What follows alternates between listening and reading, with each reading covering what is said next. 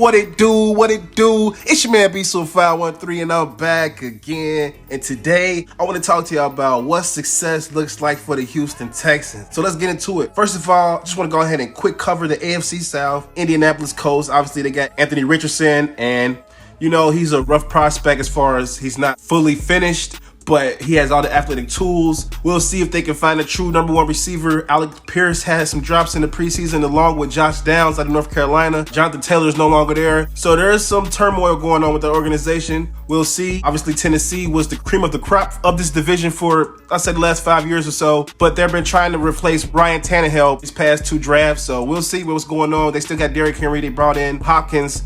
So we'll see, man. Defense still tough. Mike Vrabel was still a great coach. And now Jacksonville look like they're going to be the best team in this division. So we'll see, man. Now let's talk about the Houston Texans. CJ Stroud.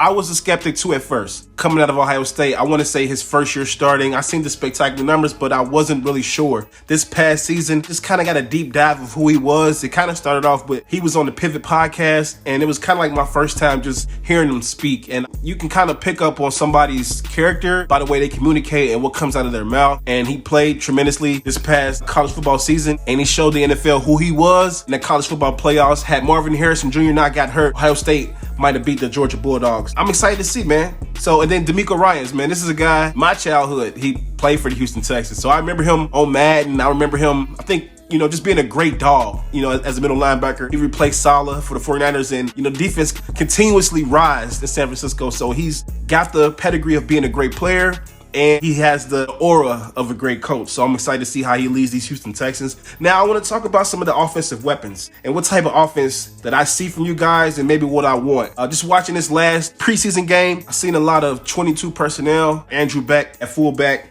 Dalton Schultz, maybe another tight end, 2 wide receivers. You know, I really would like to see them spread it out a little bit more because I know that CJ Stroud is more than capable of delivering that ball. But I understand that with a running back like Pierce, you're going to be physical, man. And with this offensive line, yo, seriously, the Houston Texans can seriously have a top 5 offensive line right now with a guy like Laremy Tunsil, who's the second best left tackle in the league behind Trent Williams. Kenyon Green was a talented guard coming out of Texas A&M, and Drew Scruggs was a dog of a center. I mean, you're next to Laremy Tunsil, so it's not like you're gonna have a huge rookie learning curve, specifically Kenyon Green, because you're gonna be next to Laremy Tunsil, who's gonna be a Hall of Famer. Drew Scruggs, you're next to Shaq Mason, who's a great right guard in the NFL, and then Titus Howard, who was continuously developed, coming out as a project at the tackle position. And then your 6th man is George Fant, who's been a starter in the NFL. So I think that first 6 offensive linemen is legit. I would take them any day. I already spoke about Dameon Pierce. Like I said, man, physical running back. He plays with his pads. He lets his pads do the talking. Devin Singletary, I mean, that's a great, solid 1-2 punch, man. They can really pound and rock 30 times a game if they want to behind that offensive line with Andrew Beck. Dalton Schultz is no sleepover tight end, man. This guy is legitimate, solid NFL receiving target who can run block as well. I've always been a fan of Brevin Jordan. I'm kind of hoping that he can continuously grow and be a solid number 2 tight end option. With a quarterback like Stroud, maybe they can do something with him this season. Robert Woods,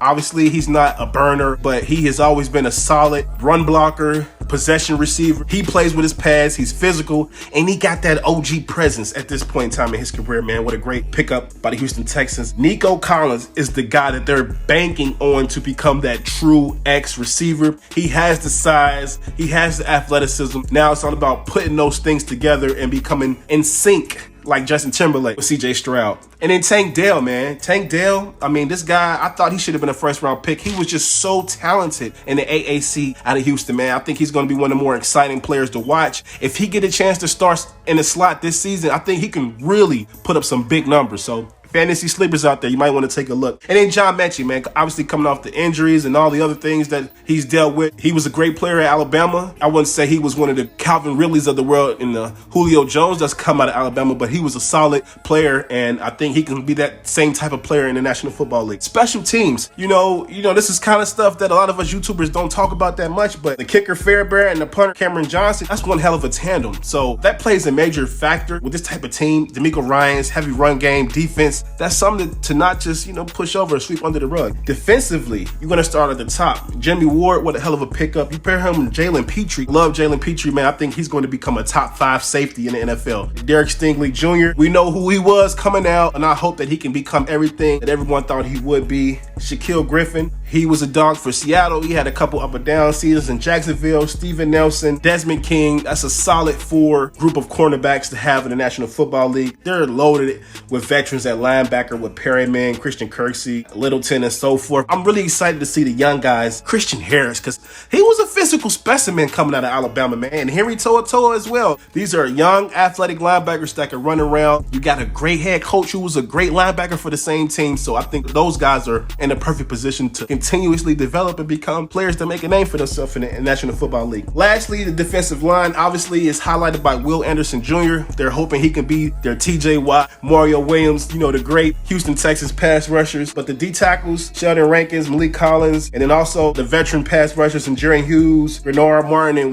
Winovich, they're just kind of hoping to see if they can find someone else that can bring pressure along with Will Anderson Jr. Or my predictions for the season, I can see them going 7-10 or 8-9. I think that's a successful season with a rookie quarterback and a rookie head coach. I think the only problem that will prevent them from having a true winning record and maybe earning a playoff bid is just they don't necessarily have a true #1 receiver. And here's a little side nugget. Y'all can do what my Bengals did, wink, wink, and you can say fake an injury or sit him down and then go ahead and get Marvin Harrison Jr., get his college teammate, and you see what Jamar Chase did for the Bengals. So hey, that's just a little thing. If you Texans fans, if you like that, y'all go ahead and comment and let me know. But it's BSO513, man. If you like the content, comment below, subscribe to the channel, man. Y'all know what it is, man. Let's get it. We got more content on the way.